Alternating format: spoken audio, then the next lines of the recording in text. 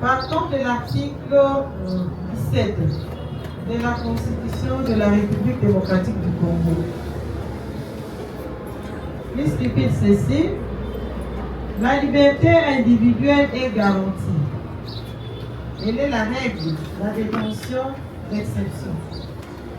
Nul ne peut être poursuivi, arrêté, détenu ou condamné qu'en vertu de la loi et dans les formes qu'elle prescrit. Nul ne peut être poursuivi pour une action ou une omission qui ne constitue pas une infraction au moment où elle est commise et au moment des poursuites. Nul ne peut être condamné par une action ou une omission qui ne constitue pas une infraction à la fois au moment où elle est commise et au moment de la condamnation. Il ne peut être infligé de peine plus forte que celle applicable au moment où l'infraction est commise. L'article 18 de la Constitution. Je continue avec les autres alinéas. La peine cesse d'être, ça je saute, là je vais à l'article 18. Toute personne arrêtée doit être immédiatement informée des motifs de son arrestation et de toute accusation portée contre elle, et ce, dans la langue qu'elle comprend. Elle doit être immédiatement informée de ses droits. La personne gardée à vue a le droit d'entrer en contact immédiat avec sa famille ou avec son avocat. La garde à vue ne peut excéder 48 heures. À l'expiration de ces délais, la personne gardée à vue doit être relaxée ou mise à la disposition de l'autorité judiciaire compétente. Ce qui attire un peu mon attention, tout détenu doit bénéficier, c'est le dernier alinéa de l'article 18, tout détenu doit bénéficier d'un traitement qui préserve sa vie, sa santé physique et mentale ainsi que sa dignité. Monsieur le Président, combiné aux articles 17 de la loi portant statut du militaire,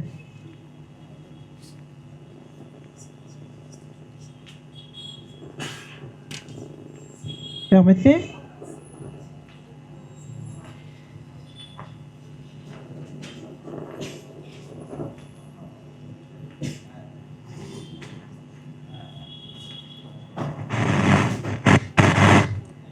Monsieur le Président, quand vous combinez ces derniers alinéas de l'article 18 de notre Constitution à l'article 17 de la loi portant la loi numéro 13/005 du 15 janvier 2013 portant statut du militaire de forces armées de la République démocratique du Congo, vous allez vite comprendre la raison qui nous a amenés à saisir votre auguste tribunal. L'article 17 dispose ceci: dans l'accomplissement de sa mission, le militaire est tenu de respecter et de protéger la dignité humaine, de défendre et de protéger le droit et libertés fondamentaux de toute personne. Le militaire ne peut en aucun cas ni infliger ou tolérer, ni justifier un acte de torture ou un traitement cruel, inhumain ou dégradant. Il s'engage à respecter scrupuleusement en tout temps et en tout lieu les droits humanitaires et les instruments internationaux qui protègent les droits de la femme, de l'enfant et de toute personne vulnérable. Monsieur le Président, nous vous remercions pour nous avoir accordé la parole afin de prendre nos réquisitions conformément d'abord à l'article 40 du Code judiciaire militaire qui dispose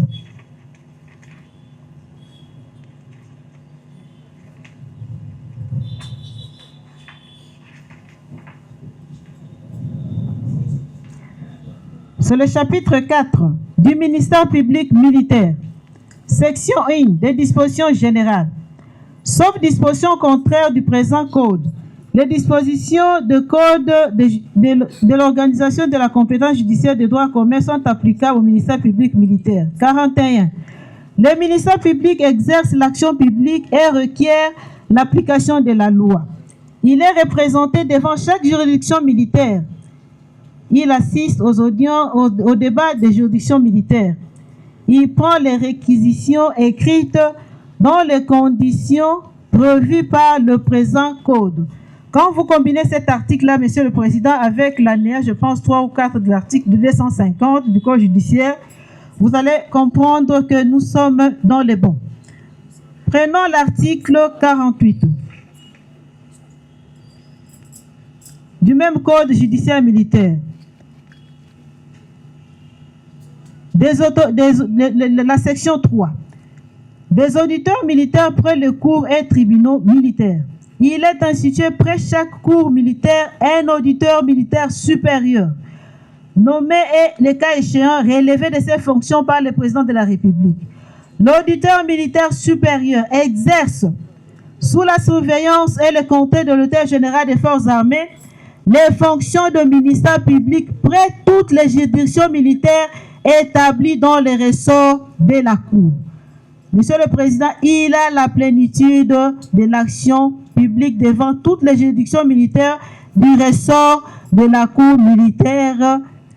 Il est assisté d'un ou plusieurs avocats généraux et de substituts de l'auditeur militaire supérieur nommé et les cas échéants relevés de leurs fonctions par le président de la République. Monsieur le Président, voilà qui explique notre présence devant votre tribunal. Monsieur le Président, nous voulons rappeler que au tribunal, ce ne sont pas les grades qui justifient quelque chose, mais je pense que chacun de nous, quand nous allons, pas seulement ici devant les juridictions militaires, même les juridictions civiles, si souvent nous inclinons devant les cours et tribunaux, Monsieur le Président, ce n'est pas par rapport d'abord à la composition, c'est par rapport à l'emblème qui est devant vous, Monsieur le Président, puisque devant cet emblème, pour ne pas dire tout genou fléchi, mais nous devons l'honorer, puisque nous sommes Congolais. Monsieur le Président, merci pour la parole que vous nous avez accordée. Je pense que nous avons rappelé, je pense que la partie civile aussi l'a fait. Nous avons rappelé cela pourquoi, Monsieur le Président, puisque l'audience que vous avez eu à diriger avec dynamisme n'est pas seulement une audience ordinaire, mais je sais que dans cette salle, il y a des étudiants, il y a des paisibles citoyens qui sont venus pour apprendre. Alors, ils ne doivent pas quitter cette salle, Monsieur le Président, sans connaître la procédure, sans connaître pourquoi nous sommes là, sans connaître qu'est-ce que nous avons comme mission. Monsieur le Président,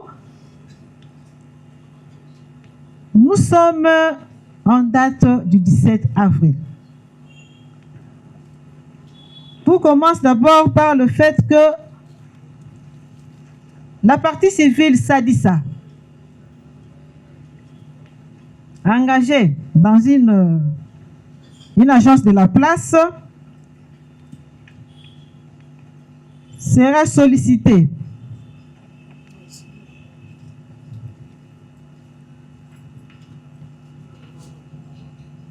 par son chef et mis à la disposition d'un réalisateur qu'il devait rencontrer ce jour-là sur l'avenue Mouchi, derrière le palais du peuple dans la commune de Lingwala, pour couvrir un événement. C'est ainsi qu'ils se sont retrouvés avec les réalisateurs. Le vendredi, vers 11h, 12h, au niveau des grands hôtels dans la commune de la Gombe, avant de récupérer ça et là les matériels qui devaient servir au tournage à bord d'un véhicule Noah.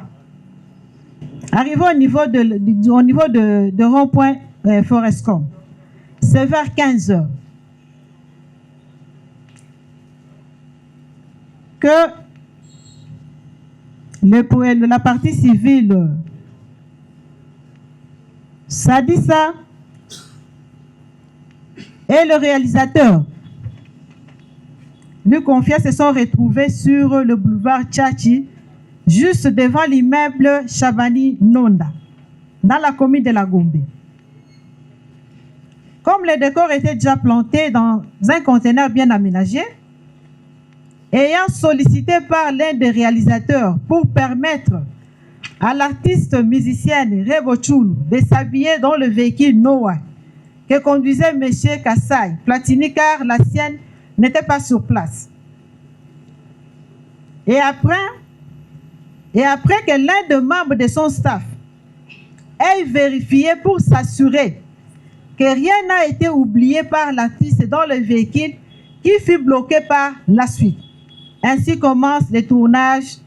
Et à un moment, l'un des réalisateurs accompagnait le chauffeur Kassai se sont retrouvés pour récupérer le véhicule Noah qui était resté devant l'immeuble Chabani Nonda, et c'est lors du réglage de son siège qu'il constatera que quelque chose était tombé, et après vérification, c'était un téléphone iPhone 17 qui serait rangé dans la boîte aux gants.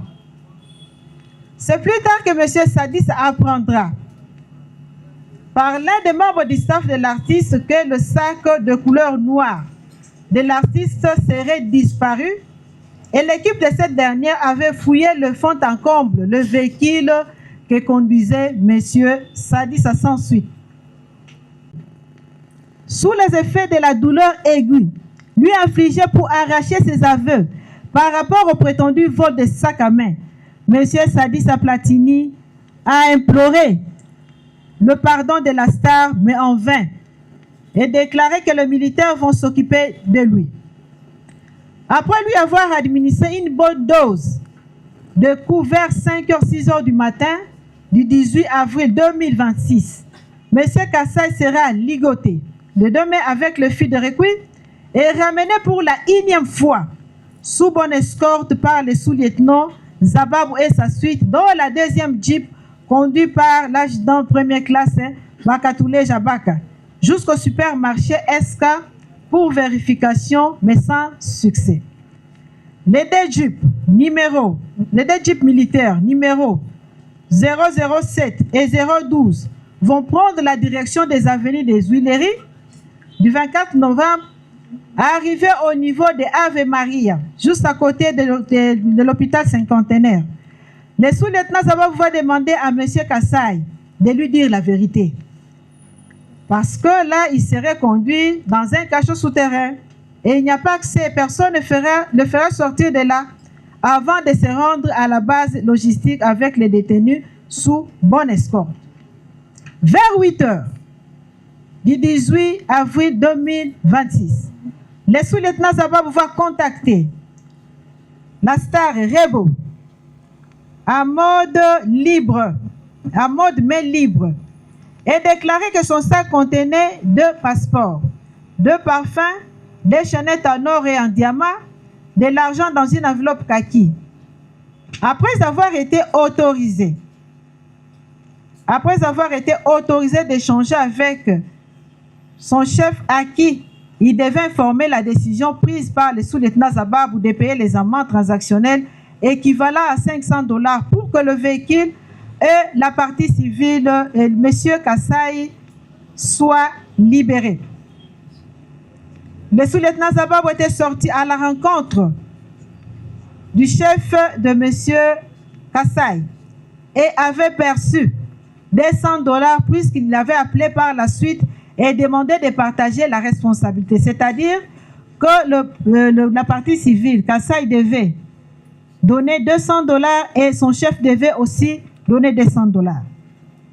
L'article 61 du même texte fondamental ne tolère aucune exception à ces principes, quelles qu'en soient les circonstances. La torture peut être définie comme tout par lequel une douleur ou des souffrances aiguës, physiques ou mentales, sont intentionnellement infligées à une personne. Elle consiste aussi à infliger la punition à une victime pour un acte qu'elle a commis ou est soupçonnée d'avoir commis, à l'intimider ou à exercer de la pression sur elle ou sur une tierce personne ou pour tout autre motif fondé sur une certaine forme de discrimination. Ainsi donc, constitue la torture, les sévices très graves, les actes de cruauté ou de barbarie exercés dans le but de causer une douleur ou une souffrance à une personne. Autrefois, circonstance aggravante de l'arrestation arbitraire et détention illégale, la torture n'est plus une circonstance aggravante de l'atteinte à la liberté individuelle prévue à l'article 67, alinéa 2 du Code pénal ordinaire, livre 2e. La torture est une infraction autonome aujourd'hui, de création récente, la dernière née des infractions. Elle vient de reproduire la définition conventionnelle des Nations Unies contre la torture dans l'arsenal congolais. Ainsi, les articles 48 bis et 48 ter, insérés à la section première du titre premier du décret du 30 juillet 1940 portant code pénal livre 2e, l'incriminant l'infraction de torture. L'article 48 bis, en donnant la définition juridique, et l'article 48 ter, les circonstances aggravantes. Monsieur le Président, partant de ces dispositions légales, pour sa réalisation, l'infraction de torture requiert les éléments constitutifs ci-après. Outre l'élément légal, les éléments matériels et la qualité de la personne de l'auteur, ainsi que l'élément moral, doivent être caractérisés. D'abord, l'élément moral.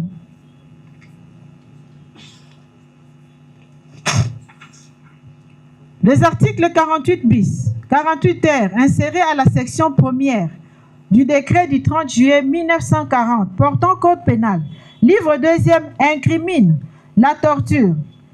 La loi numéro 11/008 du 9 juillet 2011 portant incrimination de la torture. Voir le journal officiel de la RDC numéro 14 du 14 juillet 2011.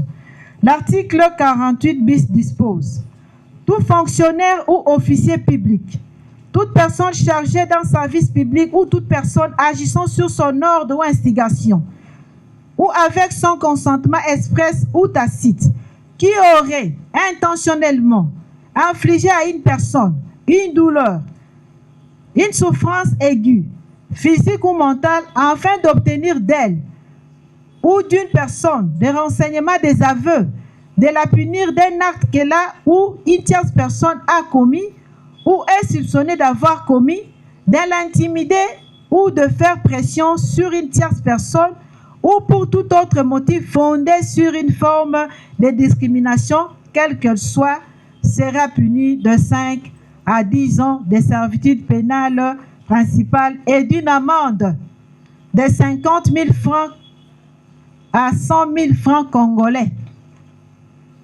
L'article 48 ter enrichi, le coupable sera puni de 10 ans de servitude pénale et d'une amende de 100 000 francs congolais lorsque le fait prévu à l'article 48 bis ci-dessus auront causé à la victime un traumatisme grave, une maladie, une incapacité permanente de travail, une déficience physique ou psychologique, ou lorsque la victime est une femme enceinte, un mineur d'âge ou une personne de 3e âge ou vivant avec handicap. Il sera puni de servitude pénale à perpétuité lorsque les mêmes faits auront causé la mort de la victime. Le deuxième élément, Monsieur le Président, la qualité de l'agent. La qualité de l'agent public est l'élément de l'infraction. Le législateur a circonscrit le domaine de commission de l'infraction de torture.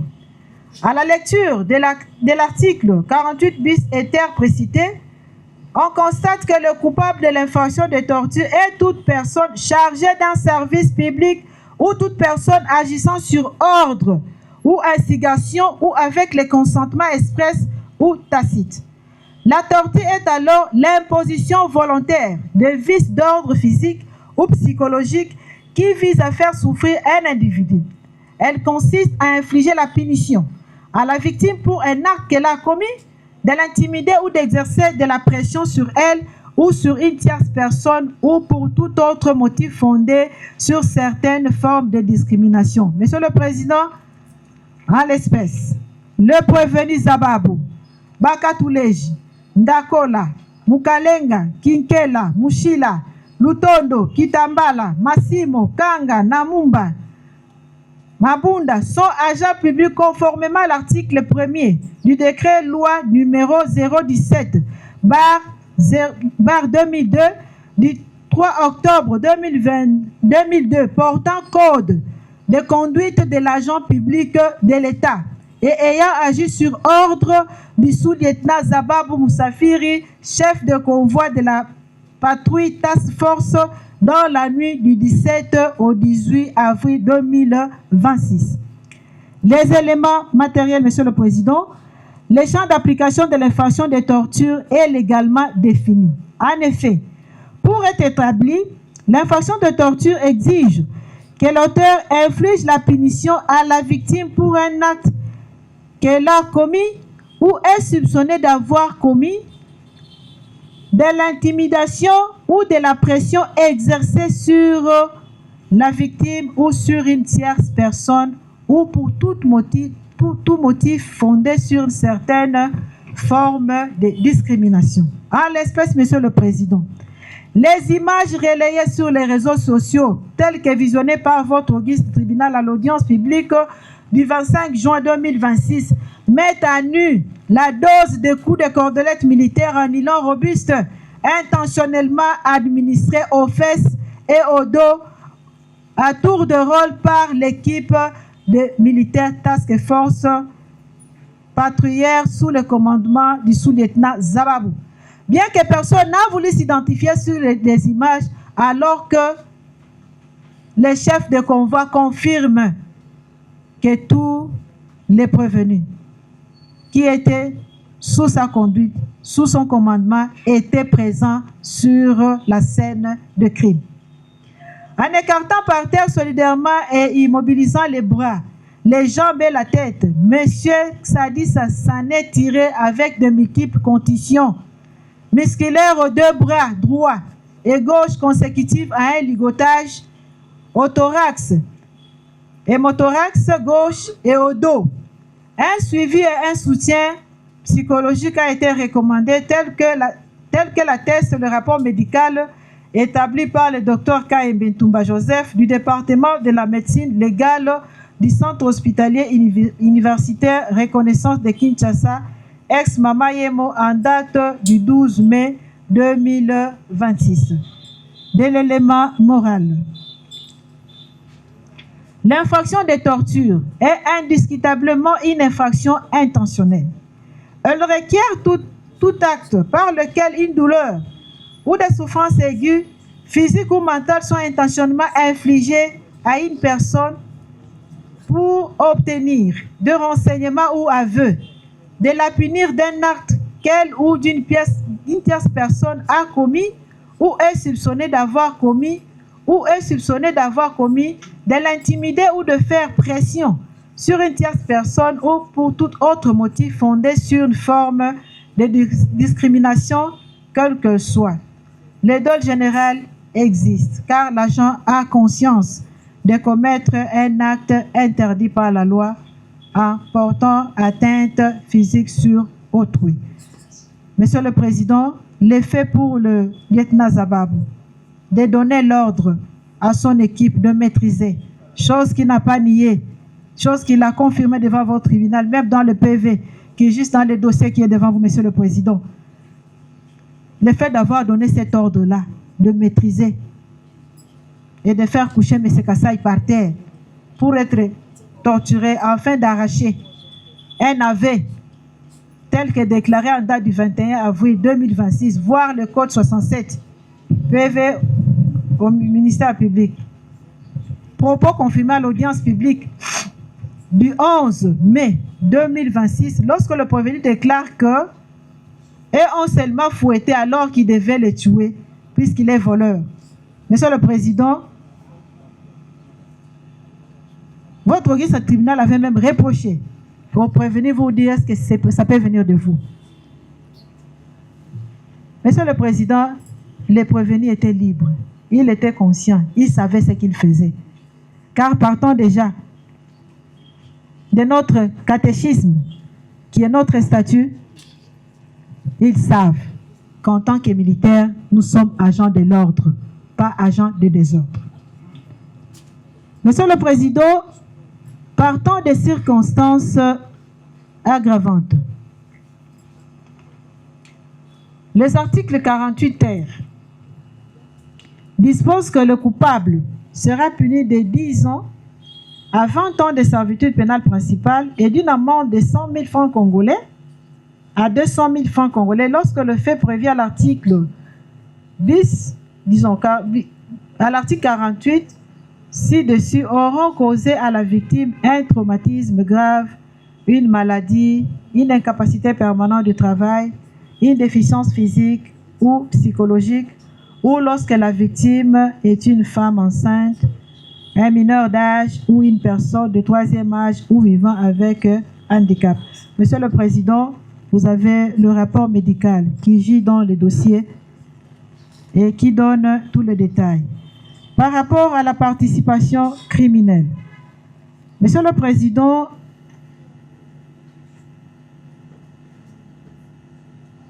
l'équipe du lieutenant Zabab, qui était au nombre de 12, a commis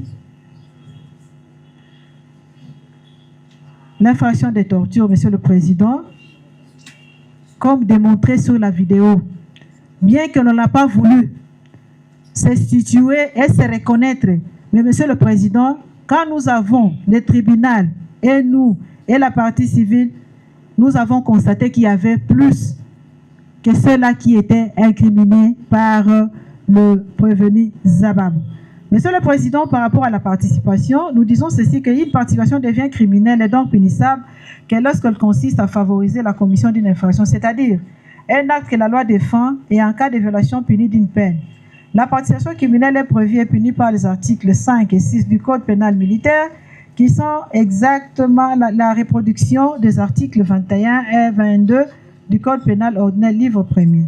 Pour que la participation criminelle soit retenue à titre de corréité ou de complicité, 3 conditions doivent être réunies, à savoir l'existence d'une infraction principale, un acte de participation selon l'heure de mode prévu par la loi aux articles 21 et 22 du Code pénal ordinaire, livre 1er, et enfin l'élément moral. Lire Nyabirungu Monisonga, traité de droit pénal général congolais, et dit droit des sociétés d'Est, Kinshasa, 2001, page 278. Par ces motifs, vu la Constitution de la République démocratique du Congo, vu le Code judiciaire militaire, vu le Code de procédure pénale, vu le Code pénal ordinaire, livre 1er et 2, vu le Code pénal militaire, vu la loi portant incrimination de la torture, ainsi que la loi portant statut de militaire. Qu'il plaise à votre auguste tribunal. À la question de savoir si les prévenus Massimo et Labo, Kamba Seke, Namumba Kongolo, Mabunda Ndini, dont nous avons requis des défauts,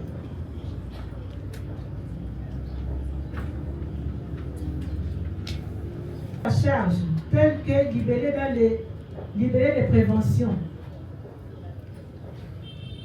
Dire non à la question de savoir s'il y a lieu de retenir les circonstances en leur faveur, des excuses absolutoires ou justifications objectives ou subjectives. Dire oui à la question de savoir s'ils peuvent leur être appliquée une sanction pénale. Dire oui à la question de savoir s'il y a lieu de leur appliquer de peines complémentaires. Les condamner dès lors, à défaut, à 60 mois de servitude pénale principale à chacun pour violation des consignes et à 60 mois de servitude pénale principale pour l'incrimination de torture et au paiement d'une amende de 100 000 francs. Faire application de l'article 7 du Code pénal militaire, prononcer une peine unique, soit 60 mois de servitude pénale. Les condamner en outre à une peine complémentaire au paiement des frais d'instance tels qu'ils seront tarifiés par le greffier, fixer la contrainte par corps à 6 mois en cas de non-paiement dans les délais de la loi ou à telle autre peine que votre tribunal entendra en bonne justice être convenable. Pour le prévenu,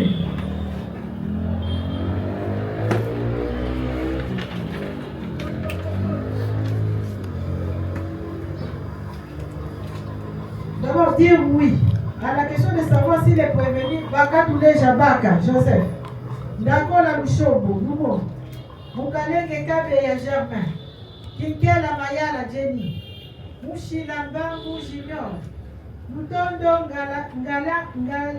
Yalanga Prince, Kitambala Matabweni Gabi. Dire oui à la question de savoir s'il y a lieu de retenir les circonstances en leur faveur. Des excuses absolutoires ou justifications objectives ou subjectives. Monsieur le Président, si vous compulsez dans les PV que vous avez devant vous, vous allez constater que la plupart des prévenus ici devant vous ont intégré l'armée, les uns en 2022, les autres en 2023. Ce sont des délinquants primaires. Comprenez aussi la jeunesse avec l'inexpérience. Monsieur le Président, vous allez dire oui à la question de savoir s'il y a lieu de retenir des circonstances à leur faveur. Nous avons dit des circonstances atténuantes dues à leur délinquance primaire. Aussi, comme on a toujours dit à Kinshasa, l'inexpérience dans l'armée. Dire oui à la question de savoir s'il peut être appliqué une peine et une sanction pénale. Les condamner dès lors.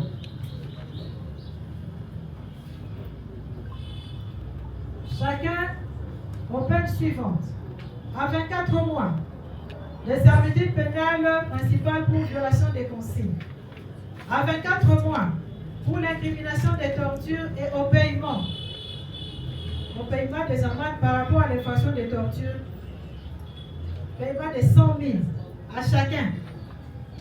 Faire l'application de l'article 7 du Code pénal militaire, prononcer une peine unique, soit 24 mois de servitude pénale principale. Les condamner en outre à une autre peine complémentaire au paiement de frais d'instance qui seront tarifiés par le greffier, fixer la contrainte par corps à 6 mois en cas de non-paiement dans les délais de 8 jours, ou à toute autre peine que votre tribunal entendra en bonne justice être convenable. Pour le prévenu Kazadi,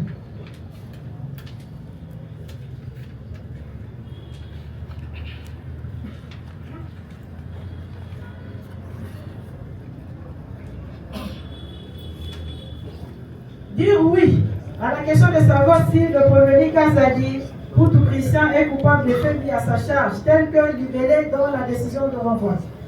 Dire oui à la question de savoir s'il y a lieu de retenir des circonstances en sa faveur, des excuses absolutoires ou justifications objectives ou subjectives.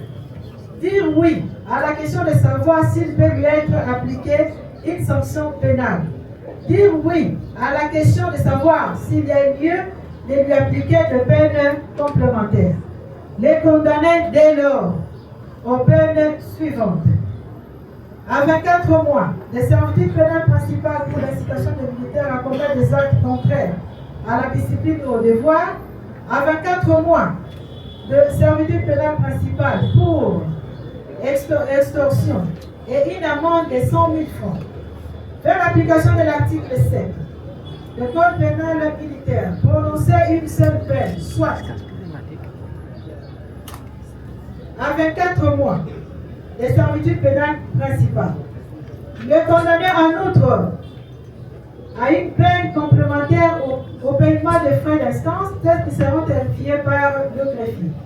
Fixer la contrainte par corps à 6 mois en cas de non-paiement dans un délai de 8 jours, ou à toute autre peine que votre tribunal entendra en bonne justice être convenable. Pour le prévenu Zababou, qu'il plaise à votre auguste tribunal de dire oui à la question de savoir si le prévenu Zababou Moussafiri Cédric est coupable des faits mis à sa charge, tel que libellé dans la décision de renvoi. Dire oui à la question de savoir s'il y a lieu de retenir les circonstances en sa faveur, des excuses absolutoires ou justifications objectives ou subjectives. Dire oui à la question de savoir s'il peut lui être appliquée une sanction pénale. Dire oui à la question de savoir s'il peut lui être appliqué de peine complémentaire. Les condamnés dès lors aux peines suivantes: à 40 mois de servitude pénale pour violation des consignes, à 40 mois de servitude pénale pour l'incrimination des tortures et une amende de 100 000 francs. Les condamnés à 24 mois de servitude pénale principale pour concussion et une amende de 50 000 francs congolais. Faire application de l'article 7. Prononcer une peine unique, la plus forte, soit 40 mois de servitude pénale, puisqu'il y a un jargon militaire qui dit il n'y a pas de mauvaises troupes, il n'y a que de mauvais chefs.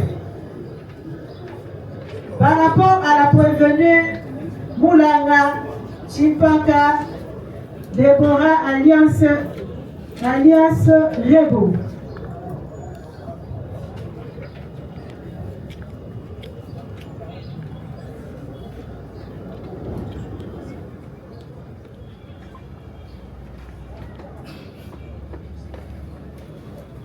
dire oui à la question de savoir si la prévenue Moulanga Chimpaka Deborah alias Rebo Tchoulou est coupable des faits mis à sa charge, tel que libellé dans la décision de renvoi. Dire oui à la question de savoir s'il y a lieu de retenir les circonstances en sa faveur, de cause d'excuses absolutoires ou de justifications objectives ou subjectives. Dire oui à la question de savoir s'il peut lui être appliqué une sanction pénale. La condamner dès lors à 14 mois de servitude pénale principale. La condamner en outre au paiement des frais d'instance tels qu'ils seront tarifiés par le greffier, fixer la contrainte par corps à 6 mois en cas de non-paiement dans les délais de 8 jours, ou à toute autre peine que votre auguste tribunal entendra à bonne justice être convenable par rapport aux intérêts civils.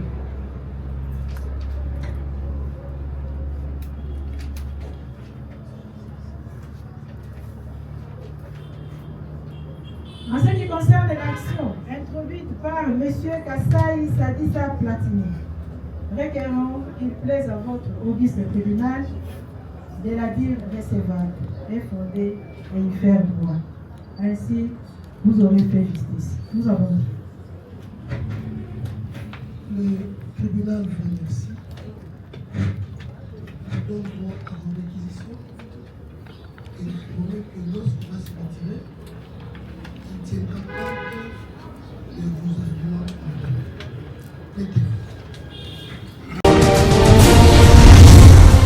Congo Avenir, Mboka ya Bakongo.